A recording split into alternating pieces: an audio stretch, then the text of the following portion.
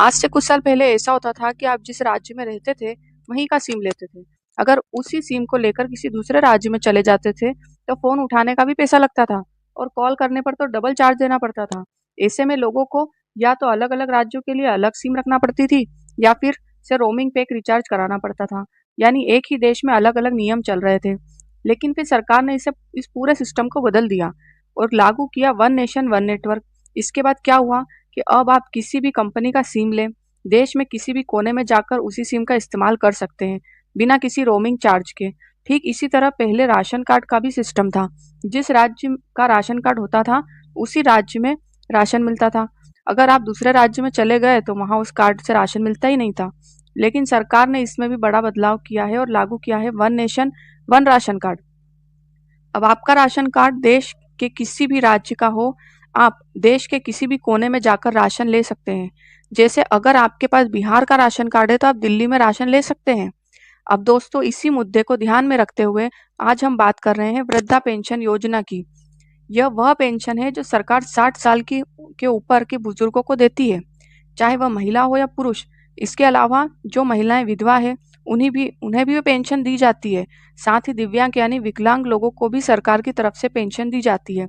लेकिन यहाँ सबसे बड़ा सवाल यह उठता है कि जब देश एक है, लोग एक हैं, तो पेंशन की रकम हर राज्य में अलग अलग क्यों? तो असलियत यह है कि हर राज्य के ने अपने अपने हिसाब से अलग नियम बना रखे हैं। कई राज्यों में पेंशन के नाम पर सिर्फ दिखावा किया जा रहा है, जिससे लोगों को असल में कोई खास फायदा नहीं मिल पाता। अगर हम हरियाणा की बात करें तो वह 60 साल से ऊपर बुजुर्गों को करीब 3200 प्रति महीने पेंशन दी जाती है। यही रकम विधवाओं, दिव्यांग लोगों को भी मिलती है। यह एक सामान्यजनक रकम मानी जाती है क्योंकि लगभग 100 रोज के हिसाब से हर बुजुर्ग को यह खर्च के लिए आधार मानी जाती है। दिल्ली में भी करीब 2500 महीने की पेंशन दी जाती है, जो एक ठीक ठाक राशि मानी जाती है। लेकिन जैसे ही आप दूसरे राज्यों की तरफ देखते हैं तो तस्वीर बिल्कुल बदल जाती है। कुछ ऐसे राज्य हैं जहां पेंशन की राशि इतनी कम है कि उसे पेंशन कहना भी मुश्किल हो जाता है। जैसे पंजाब में कुछ आयु वर्ग के लोग सिर्फ 850 महीने ही दिए जाते हैं। 70 से ऊपर के लोग करीब 1500 ही, राजस्थान में करीब 1150 मिलते हैं। वहीं अगर उत्तर प्रदेश जैसे बड़े राज्य की बात करें तो वहाँ 25 करोड़ की आबादी है, वहाँ बुजुर्गों को सिर्फ 1000 महीने की पेंशन दी जाती है। और गुजरात जैसे विकसित राज्य में तो हालात और भी चौंकाने वाले हैं, जहाँ 60 से 69 साल के बुजुर्गों को सिर्फ 700 महीने के मिलते हैं और 80 साल के ऊपर वालों को 1000।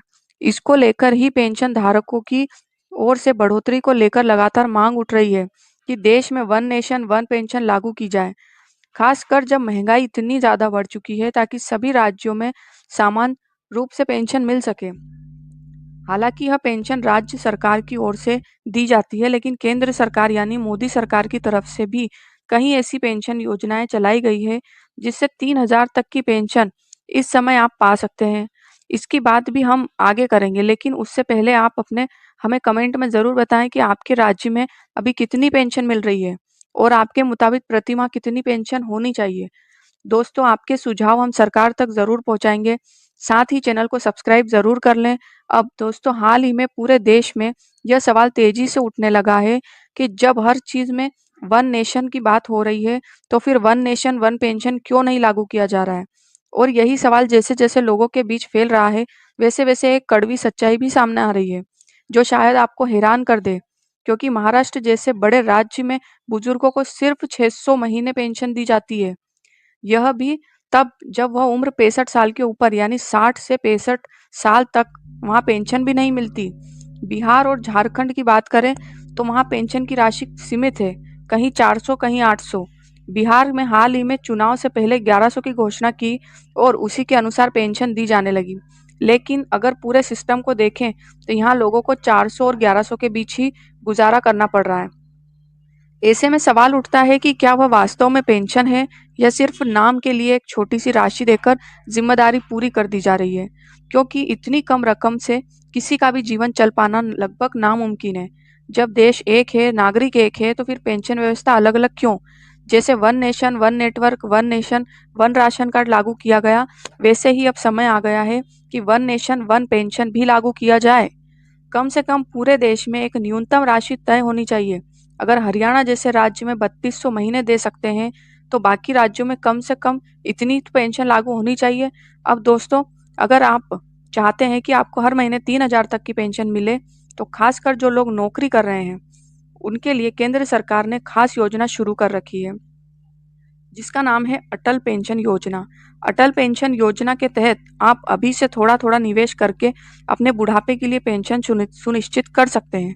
इस योजना में आप अपनी उम्र के हिसाब से हर महीने एक छोटी रकम जमा करते हैं, और जब आपकी उम्र 60 साल पूरी हो जाती है, तब आपको हर महीने 3,000 से लेकर 5,000 तक का पेंशन मिल सकती है। इस योजना की सबसे खास बात यह है कि इसमें जुड़ना बहुत आसान है। अगर आपकी उम्र 18 साल से 40 साल के बीच है, तो आप इसमें आवेदन कर सकते हैं। आपको किसी भी बैंक या पोस्ट ऑफिस में जाकर अपना खाता लिंक करवाना होता है, फिर हर महीने एक फिक्स अमाउंट अपने आप आपके खाते से कटता रहता है। अगर आपको यह जानकारी महत्वपूर्ण लगी हो, तो वीडियो को ज़्यादा से ज़्यादा शेयर करें, ताकि यह बात ज़्यादा लोगों तक पहुँचे। अगर आपने अभी तक चैनल को सब्सक्राइब नहीं किया है, तो ज़रूर कर लीजिए और बेल आइकन को दबा दीजिए। मिलते हैं अगली वीडियो में ऐसी ही इम्पोर्टेंट जानकारी के साथ। धन्यवाद।